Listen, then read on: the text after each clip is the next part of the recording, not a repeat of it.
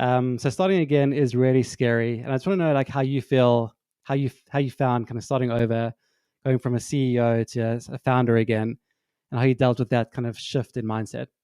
Yeah. Oh, it's heavy. It is so heavy. It's like an intensely um, emotional and mentally taxing process. Especially so, Moz was my only startup. I mean, technically, I also founded inbound.org with Dharmesh, and we that was like a side project type of thing. And so Moz, I'd been there 17 years when I left, basically my entire adult life. I dropped out of college, started working at this company, was deep in debt. My mom and I like found a way to turn it into a, consultancy that could survive. And then it started growing. And then we built software, and then we raised venture. And like this, this business had grown. I mean, for the 7 years I was CEO, it was 100% year over year, just right all the way up to 30 million in revenue um and profitable. And then like after I stepped down, growth started to slow. 50%, 20%, like 10%, 4%, right? Just, I think Moz is like eking it out around 50 million, still growing. Yeah, I mean, throwing off 5 million in profit every year, whatever. So like, a nice business for sure if it's privately owned, but as a venture backed business, it's just completely doesn't fit the model, doesn't work. And then, I there's all these things that come with it, right? Like I had a nice salary. I was making $200,000 a year. That's a ton of money for most Americans. I had an executive assistant who worked for me and took care of all these things. I had a team who would do things.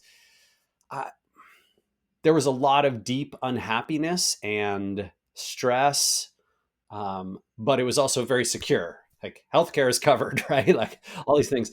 And so then, yeah, I'm signing my Moz severance agreement, and a lot of all the people in my network, all my founder friends, right, folks like yourself, Martine and Gavin, they're like, "Oh, Rand, you got to take some time off and like explore." And I'm like, what world do you live in? Like, I may own whatever, $50 million of wealth on paper, but until somebody buys it, it's not worth anything, right? So the day after I left Moz, I started Sparktoro because I needed healthcare, right? And like I got, my wife and I need to be covered. We can't have this thing, right? So I had to work out all the mechanics of like, starting the company right away, and then getting that kicked off, and starting to pay myself basically minimum wage, in order to qualify for healthcare under the plans and whatnot. And yeah, thank goodness for Obamacare, because if it wasn't for that, I mean, I would have been doomed. I couldn't have, I don't even know what I would have done. Like it just would have been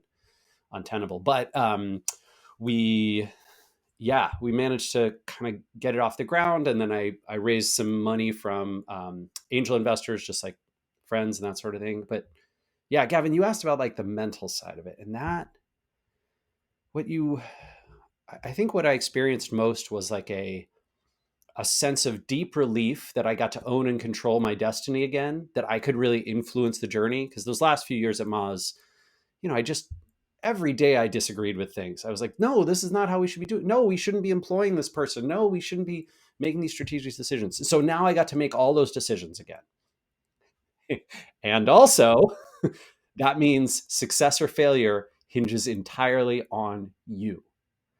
You cannot blame anyone else if things don't go amazingly well, right? So, I go from a world where I'm sort of like, I would do things differently, and this isn't going well, but hey, I what can I do? To, oh, I have to do everything.